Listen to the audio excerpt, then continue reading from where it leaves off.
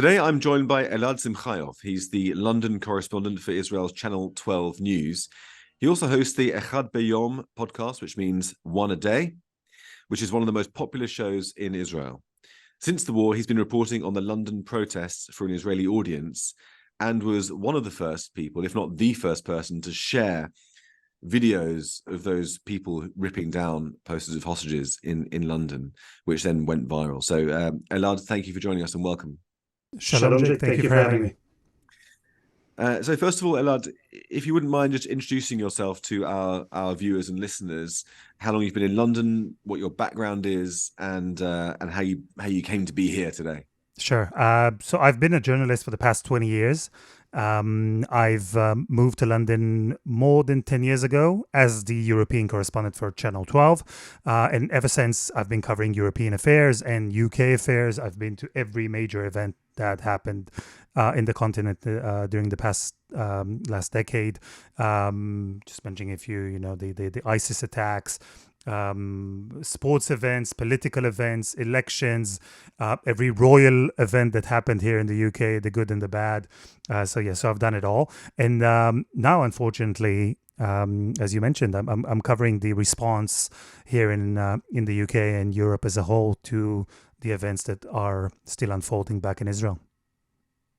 Now, it seems to me that around the world there's October the 6th and October the 7th. And, as Bret Stephens wrote in his recent New York Times column, for Jews in particular, every day is October the 8th. And so your perspective is, from an Israeli point of view, deeply understanding and embedded in British and European culture. What are your reflections on that change? Jake, I want to share a story that happened during October 9th. We're just 2 days after the horrific events of October 7th. Israel has yet to start its military operation, surely not the ground offensive that we're seeing in Gaza for the past couple of weeks. My personal feelings was, like many others, of shock and trauma.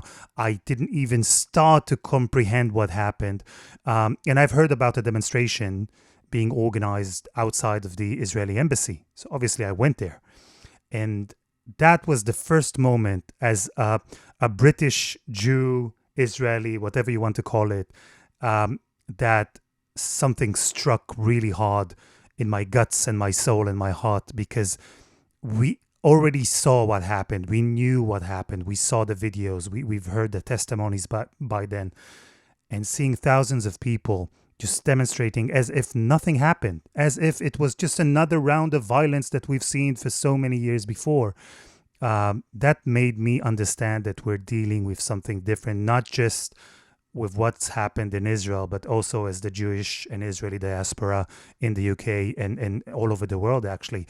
And as you mentioned, ever since these days of October 8th, October 9th, it's all just being pretty much the same, which is just horrific, because in my eyes, and that's what I felt back then, if there's no empathy, no sympathy, no understanding, no one to stand next to the Israelis or even the Jewish community and say, we're with you with what happened. It's a tragedy. It's horrific. If not after October 7th, so it will never happen. And that was the realization that started sinking in, for me at least, back then, just outside the Israeli embassy. It's an interesting thought, because we've had protests before. 2021, for example, when the last time that we had a Gaza conflict, and during that exchange of fire, I think 256 Palestinians were killed. I mean, it's a whole other time. Yeah. But that was enough to bring 180,000 people out into Hyde Park, and we had the hate comments going through North London. We had threatening to rape Jewish women through megaphones. We had people patrolling the back streets in High Street in Kensington, looking for Zionists and wanting their blood, they said. The police didn't do anything. That was then. But Jake, it's again, it's even harder for me, and I know that for many of my colleagues and friends now. I've been to the 2021 demonstrations. I've been to demonstrations even before. I was pushed around. I had to have police escorting me in order to protect me many times.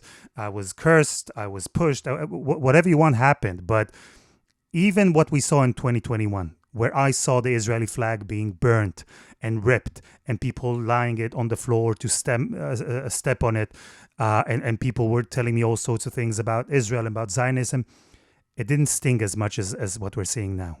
Yeah, I think that one of the reasons may be because back then, I mean, to any sensible observer, Israel was acting defensively, and we all know that. But there were ways of interpreting it. It was complicated. At that time, there was Biden had just come to power. There was the election complication. There was some provocations from the flag marches. There was an area, Sheikh Jarrah in Jerusalem, that was being evacuated. There was so it was complicated.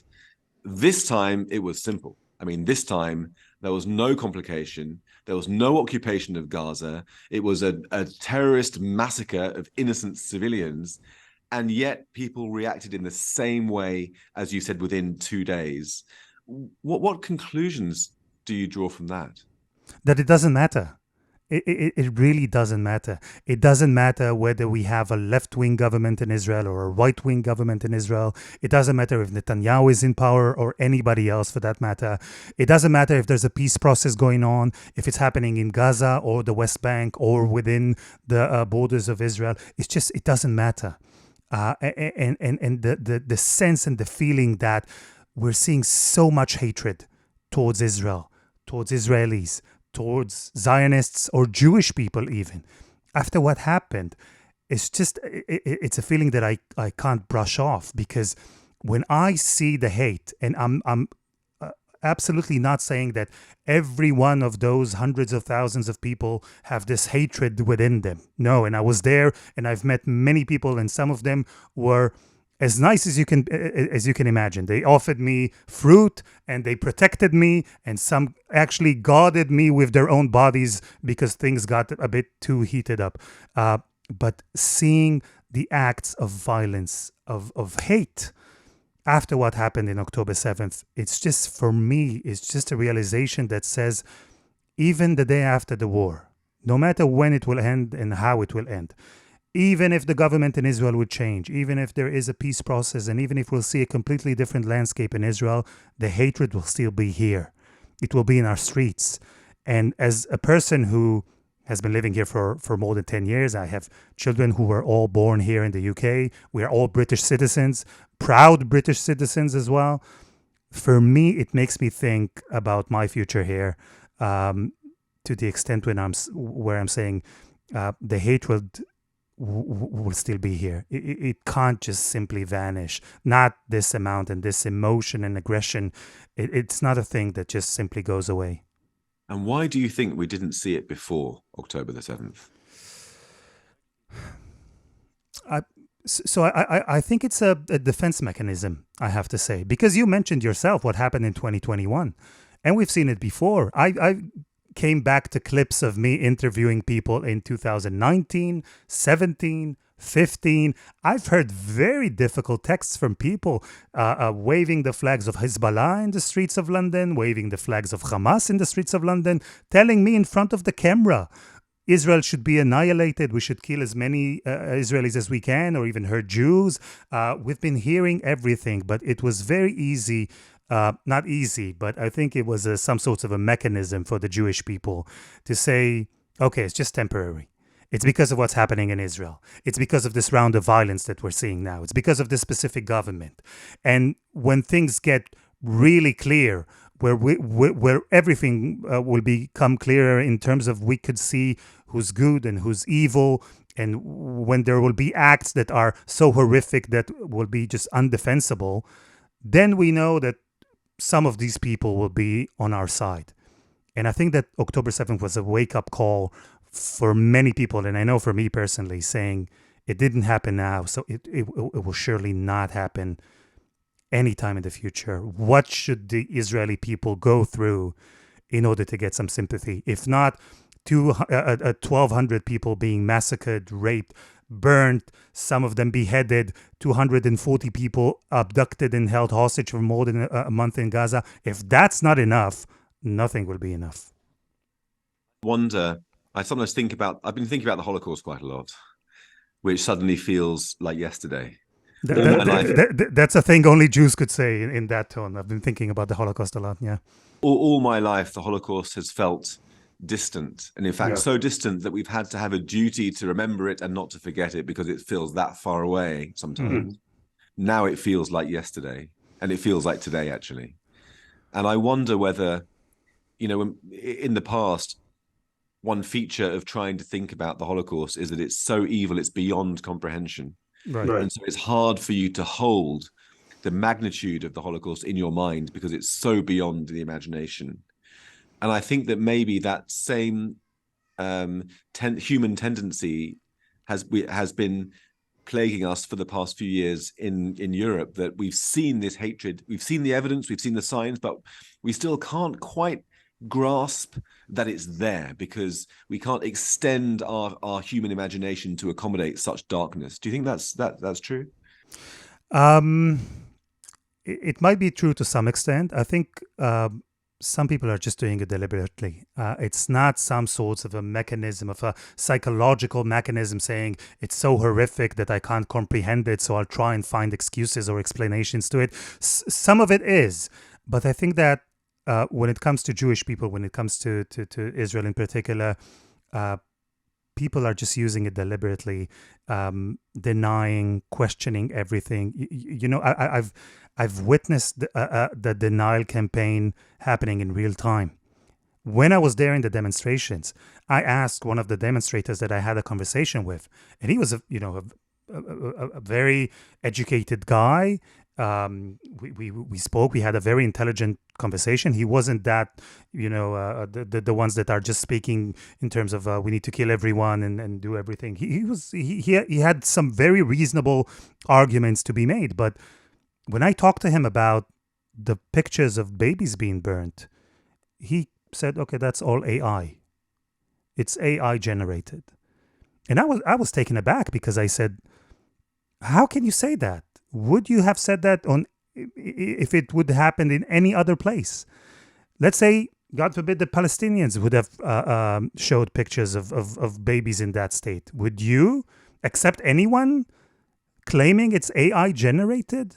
When you have so much evidence, when you have so much proof, when you have videos taken by Hamas terrorists, and you're still questioning it? So yeah, in that aspect, I've been thinking about the Holocaust too, but in terms of the reaction and in terms of the denial, I could never comprehend how people could deny the Holocaust, because the scope is so big, because the testimonies are so specific, because the Nazis documented everything and it all stayed.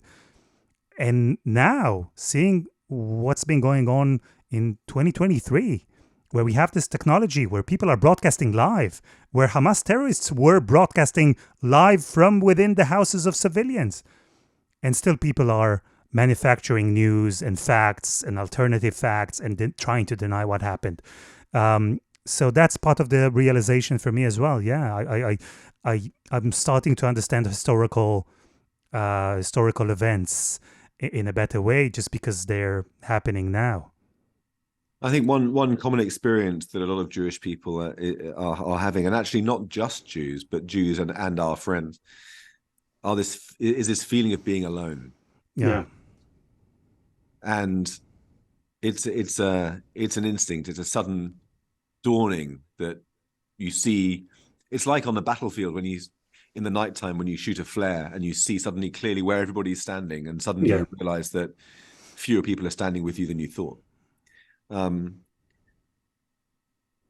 then there are different degrees, aren't there? There are the people who are filled with the oldest hatred that we've been talking about. Then there's the next layer of people who are their sympathizers, and then people who don't really sympathize with them, but they kind of go along with them. Then you have the people who they just want peace, but they don't care about what's being shouted at the marches. They're still going to go along.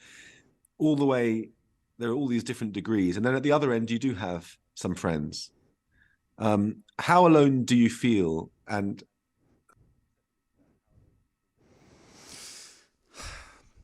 that's a good question, and I think that we can divide it, at least from my experience, into two levels, because many people are quietly saying, "We stand with you.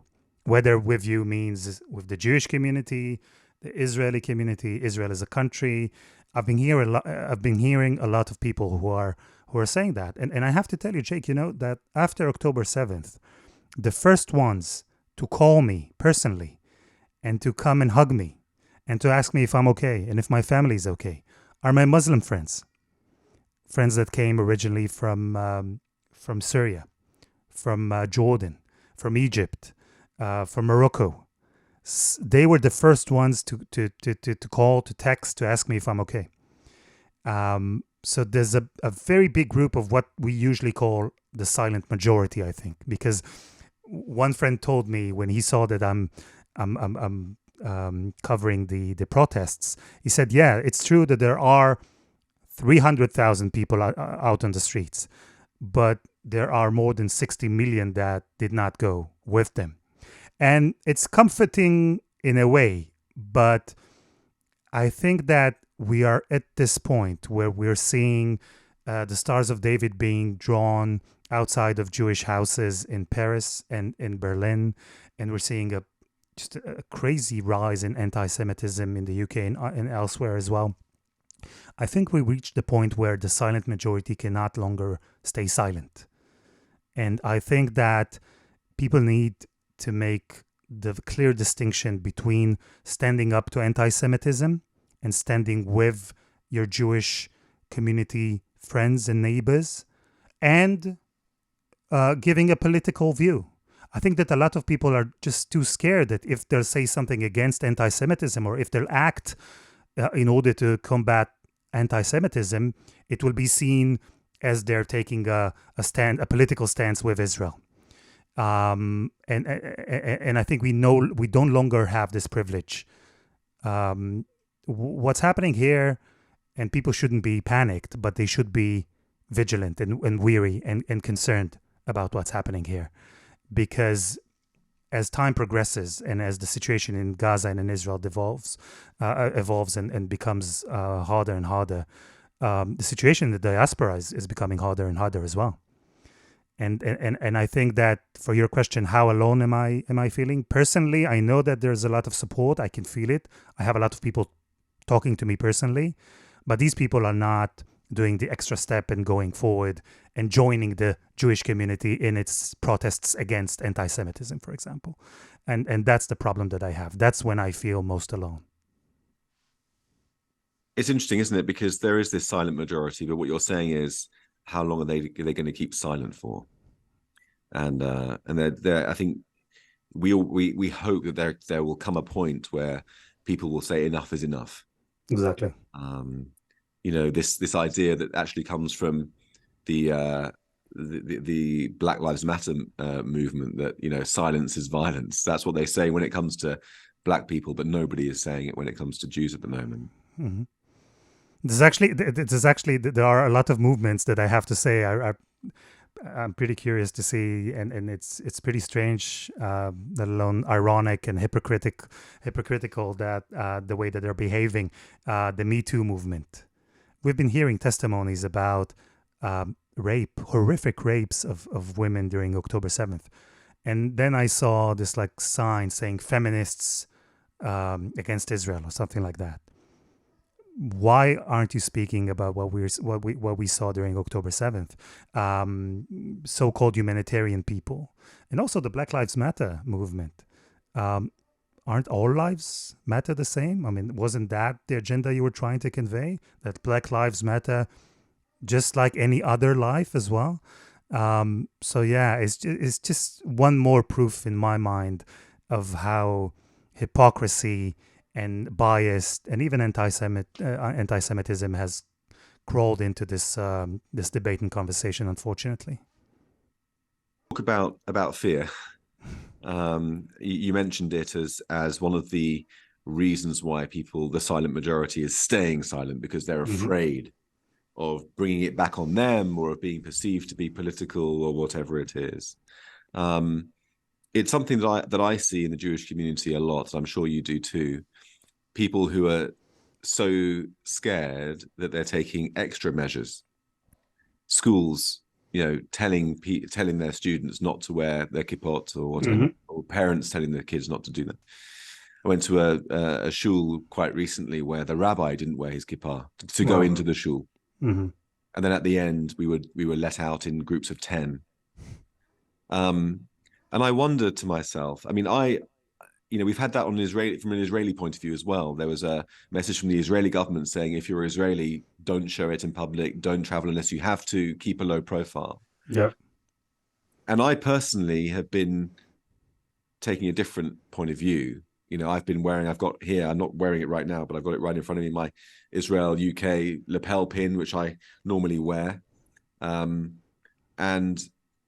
other things, because it seems to me that if you live in hiding because you're afraid, it does something to you spiritually. It degrades you in some way. And I feel like there's more fear than there is violence right now. I agree. And a lot of people are contacting me from Israel, asking me whether it's safe or not to come and visit London. And actually, oddly enough, while there are rockets flying from Gaza towards Israel onto civilian population centers and major cities, I've been getting phone calls and messages from Israelis saying, stay safe, be careful, here in London. Which is very ironic in my mind, but I agree. There's a lot of fear, and I think fear is part of the story. I can tell you that I've heard of a non-Jewish school, a public British regular normal school, that had a year 3 trip to a synagogue planned, and parents called the school and said, we're concerned regarding security, and it got to the point where the school had to cancel the trip. And again, I'm talking about a non-Jewish school. So I agree that there's more fear than actual violence. There is violence, but not in the proportion of the fear. But fear to itself is part of the story. The fact that the Jewish community in the UK has to live in fear, the fact that people are afraid to speak out, the fact that I visited a shop of a Jewish woman who turned her store into a logistical center to send donations to families in Israel, civilians in Israel that lost their houses, that lost all of their belongings. And she was threatened and had to hire from her own pocket 2 security guards to stand outside and secure her shop. That's enough. I mean, it doesn't have to go to the point where we're actually seeing violence in the street. We want to tackle this issue well before that. And, I've heard many that were talking about the British values and about British communities. And one of them said that it's very hard to understand how a British society allows for foreign conflicts to be imported into the country and actually get so emotional and so aggressive, where it's actually dictating our life here in the UK, and that's the thing that I just can't comprehend. And I agree that the Jewish community lives in fear that might not be justifiable in any case, in all of the cases, but the fact that the fear exists is telling enough. So I think that in that aspect, a lot of people, a lot of authorities, the police, the government, although standing and saying all the right words and promising all the right promises, a lot of them just have let us down as a Jewish community here in the UK. Yeah, I mean, I suppose the point of terrorism is that you do one act of violence and it creates terror amongst a lot of people. It's a force multiplier. It's the terror is the point. That's how you achieve your political goals. And I think that you're right that with the police, I mean, the Deputy Police Commissioner and the Home Secretary, right in the beginning of this conflict, said to me personally, zero tolerance. We're not going to have a repeat of 2021. I said, thank you very much, kol hakavod. And then we saw quite a lot of tolerance, let's face it, on the streets Yeah. towards this stuff. And, to the Jewish community, it's not words, it's actions that matter. Exactly. That's why it fosters this sense of fear. But let me talk to you just briefly. I haven't got that much time left, but just briefly about the distinction between Israelis and Jews. Because this must be, you've talked in this sort of language quite a lot in our conversation so far, people hating Israelis and even hating Jews as well, as if the former is okay, But I guess that's how you come to absorb that because of the weight of it over time. Yeah. Do you think that distinction still exists now in our post-October the 7th world? Less so.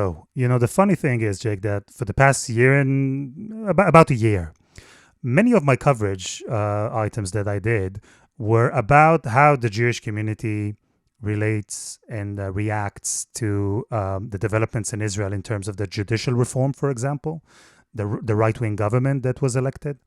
I remember some of the stories here about the tension between the Jewish community and Israel, about protests that were organized in London by the Jewish community and by the Israeli community in London.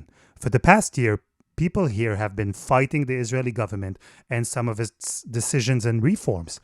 And after October 7th, and that's one of the major changes that I think happened within us, is that you see that even people that were very critical to Israel within the Jewish or Israeli community now stand next to Israel and by Israel because they understand two things. One, that it's different, and two, that it's a bigger story than just Israel and Hamas.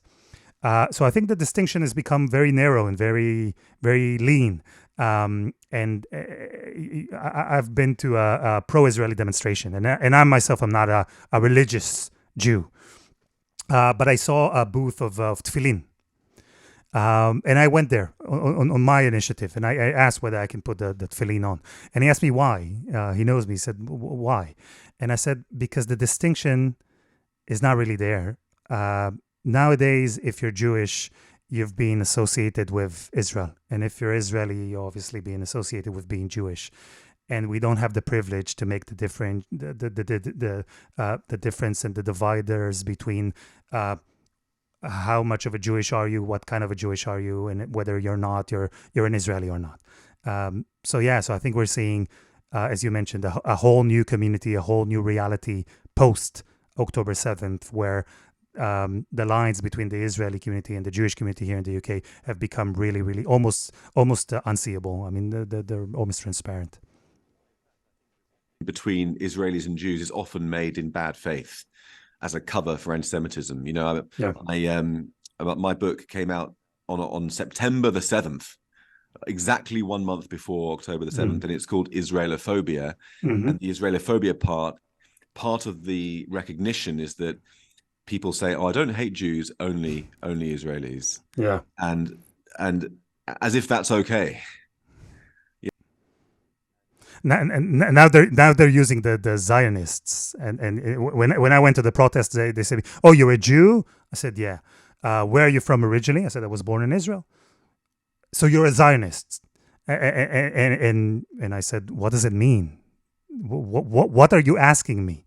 And some of them didn't exactly know how to explain. But yeah, I mean, it's Exactly. we know it's the same. And I feel that there are some Jews that they allow to be on their side. They're the ones who hate Israel equally to them, and they provide them with the cover. So it's like, having them as a friend is a price that's worth paying to have the cover, so people don't realize you're anti-Semitic. Yeah. But, speaking about the BLM movement, for example, or even the Me Too movement or any other civil movement, it's mind-boggling to me. I've been to one of the protests where we saw Neturei Karta standing, as we usually see in the anti-Israeli protests. And some of the protesters told me... Just for listeners who might not know, the Neturei Karta are some ultra-Orthodox, radical fringe sect who are avowedly anti-Zionists, even though they're religious Jews. Exactly. And some of the protests there told me, here, you see, there are Jews that are against the Zionist idea and against Israel. So we're not against Jews. And as you can see, it's not a far-fetched idea for us to be saying you shouldn't have a state of your own. And I kept thinking, would you have seen a counter demonstration for let's say the BLM movement, where a black person would go with a crowd of let's say, I don't know, protesters, and say, no, I don't think that black lives actually matter more than let's say equally to other lives, and I think that the police should act in brutality and aggression against the black community. You wouldn't have seen it. And even if so, the black community would have rightly and naturally call him out and say, this person does not represent us. And that's a very extremist, radical, fringe person that holds these views. But for some reason, with Jewish people demonstrating against the existence of the state of Israel, the protesters are using them as an example of, here there are two sides of Jews, the one that says that you shouldn't have a state and the one that says you should have a state. And it's clearly not the case. And I think they're doing it on purpose. I don't think that they misguide the proportions or the sentiment. I think they're actually using them, as you said, as an excuse for trying to strengthening their message. Yeah, I mean, it is true, though, isn't it, that there were some black conservatives who stood against that radical BLM. Of course, but everybody knew who they're standing for and exactly how fringe and extreme they are, and I'm not sure most of the BLM movement even took them very seriously or had to take them very seriously. I don't think that many journalists, for example, or protesters would say, here there are some black conservatives, so let's make a debate, or there's some sorts of equivalence here between the groups. I think of, for example, Kemi Badenoch, Mm-hmm. the minister who is obviously black, of Nigerian descent, British, and who stood against that kind of social justice movement and identity politics. But I think that it's interesting how much the left and the progressive world, how much he's a hate figure for them. Really isolated and pilloried. Yeah. But before we finish, there's just one more thing I wanted to pick up with you. Yeah. You mentioned your Muslim friends are the first to call you, and I have had some parallel experiences a little bit. And indeed, one of the first people that I called was my friend in Gaza from my time when I was a foreign reporter, who I'm in touch with from time to time. And it seems to me that if we're looking for some kind of good news story, and it's not a good news story, but a small ray of hope, it is the story of Israel's Arab community the past few weeks. The example of Mansour Abbas, of Lucia Harish, of Naz Daily, of the way that the Bedouins who saved 40 Israelis from the Nova Music Festival. Can you talk a little bit about that and what it says about how I feel that we're very much in agreement that Islam and Muslims are not the problem. It's something related but different. Yeah, of course not. I think it's a way of taking the Muslim faith or the Islamic faith and just taking it to the extreme by giving it a distorted commentary and a whole spin to it, where it sees the world in a very complete different view, apart from its original form. But I agree, and I think I can expand the horizons a bit more. What's happening within Israel with the Arab community, with the Muslim community, is heartwarming, and it's amazing, because everyone suffered the same trauma. There are Bedouins and Arabs that were massacred during the October 7th attack. There are some that were abducted and are still being held in Gaza within the Arab and Muslim community as well. So it's a sense of we're all in this together. And unfortunately, more often than not, these traumatic experiences are the ones that help build the bridges later. And we've seen it in the past. But I do want to expand the horizons a bit more by looking at Israel's neighbors as well.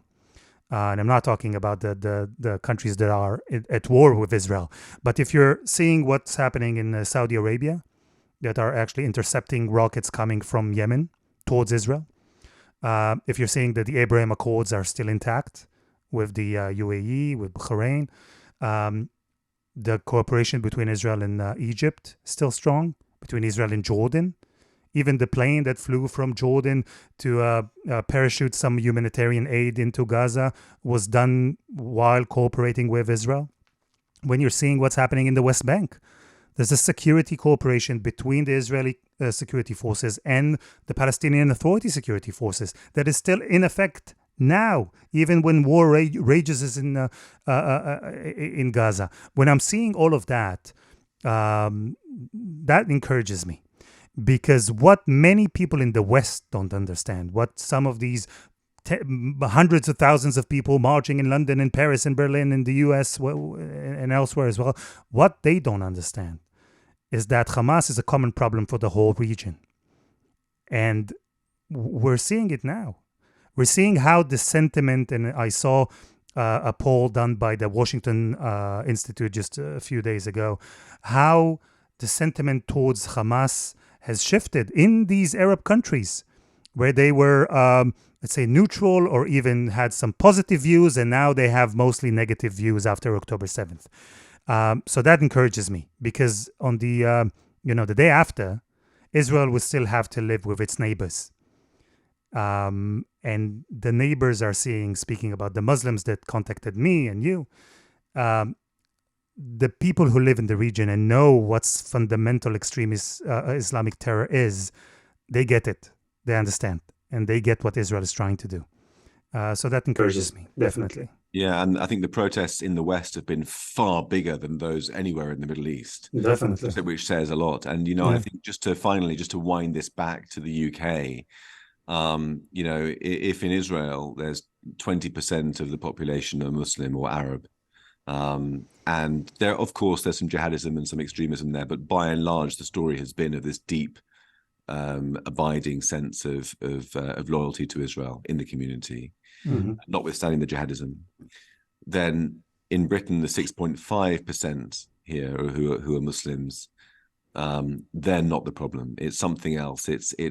There's a way in which we can bring everybody together and have some national coherence. Yes, there'll be jihadis and extremists, but there's a way of winning this battle. Yeah, and I think that the battle against anti-Semitism is exactly the test that we should look at, because I'm not expecting everyone to be pro-Israeli. I'm not expecting everyone to stand by Israel in its fight. You just want everyone to be anti-Hamas. Well, I think that there's a moral clarity to who's in the right and who's in the wrong here, and I think that what we just spoken about, the sentiment in the Arab countries, explains that very much. But if this silent majority, if these millions of people cannot get themselves into saying, we're putting the conflict aside for a second, we're against anti-Semitism, we're against terrorizing and causing fear within the Jewish community that lives here in the UK. If millions of people cannot bring themselves to say that and to act upon it, then we have a problem. It shouldn't be a controversial message saying that minority group shouldn't be living in fear in the UK. And if it became a place where people are afraid to express this sentiment and stand by their neighbors, then we have a very big problem. Exactly. So, silent majority, find your voice. Yep. Elad Simchayoff, thank you so much. It's been a pleasure to talk to you. I hope we can invite you back again. And good luck with your reporting this weekend. Thank you. I hope that the next time will be under happier circumstances, but whenever you need me, I'm here. Thank you, Jake.